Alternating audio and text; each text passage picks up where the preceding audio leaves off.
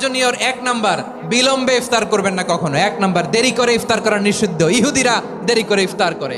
লা ইয়াজালুন নাসু আলা খাইরিন মা আজ্জালুল ফিতরা। বিশ্বনবী বলেছেন, এই উম্মত যতদিন আগে আগে ইফতার করবে, এই উম্মতের কপাল থেকে কল্যাণ কেউ ছিনিয়ে নিতে পারবে না। চিল্লায় বলেন ঠিক কি না? আজানের জন্য বসে থাকবেন না, সময় দেখবেন। স্থানীয় সময় যখন সূর্যাস্ত হওয়া মাত্রই বিসমিল্লাহ, খেজুর খেয়ে ফেলবো। পারবেন তো নাকি দেরি করবেন? 2 নাম্বার, রমাদানের পবিত্রতা বজায় রাখবো। কোনো তর্ক বিতর্ক অশ্লীলতায় আমরা জড়াবো না, ঝগড়া করবো না, সরাসরিও না, ফেসবুকেও না। করবেন? কেউ গালি দিলে বলবেন ইন্নী ইমরুউন সায়েম, আমি রোজাদার। আল্লাহর হাবিব শিখিয়েছেন, কেউ যদি তোমার গালি দেয়, কটু কথা বলে, অশ্লীল কথা বলে, রমজানে তুমিও বলতে পারবে না। তুমি বলতে পারবা ইন্নী ইমরুউন সায়েম, আমি রোজাদার। আজকে থেকে নিয়ত করেন, রমজানে কেউ গালি দিলে আপনি একটা গালি দিবেন নাকি? কি বলবেন? রোজাদার, রমজানের পবিত্রতা আমি ভঙ্গ করতে পারবো না। অশ্লীল নাটক সিনেমা আমরা দেখবো না।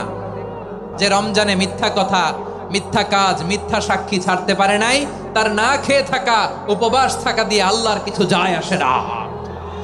এজন্য মিথ্যার সাথে আমাদের কোনো সম্পর্ক আছে? মিথ্যা বলবো না। 4 নাম্বার, অপচয় করব না। ইন্নাল মুবাযযিরিনা কানু ইখওয়ানা শায়াতিন ওয়া কানা শাইতানু লিরাব্বিহি কাফুরা। অপচয়কারী শয়তানের ভাই। আচ্ছা, যে শয়তানের ভাই ও নিজেও আরেকটা কি? শয়তান। যে শয়তানের ভাই ও নিজেও আরেকটা কি? অপচয় করবো না। ইফতারি করতে যে আমরা অনেকে অপচয় করি, এগুলো করবেন আপনারা না। অপচয় অপব্যয় করবো না। 5 নাম্বারে, রিয়া, লোক দেখানো ইবাদত আমরা করবো না। লোক দেখানোর জন্য নামাজ, রোজা, জিকির, তেলাওয়াত, দান, সদকা এগুলো করলে আল্লাহর দরবারে এগুলো কবুল হবে।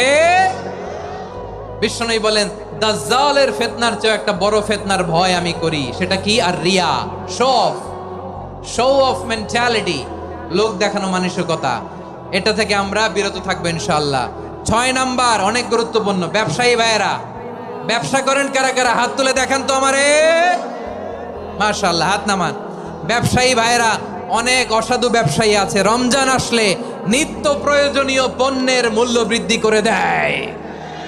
এরকম আছে না নাই? এগুলো করবেন না। মজুদদারি করবেন না। পণ্যের কৃত্রিম সংকট বাজারে করবেন না। আপনি লাখ টাকা কামায়া ভাবছেন যে রোজাদারদের কষ্ট দিয়ে ধনী হবেন। এমন রোগ আল্লাহ আপনারে দিবে, কোটি টাকা দিয়েও আপনি হাসপাতালের বিল পরিশোধ করার ক্ষমতা আপনার হবে না।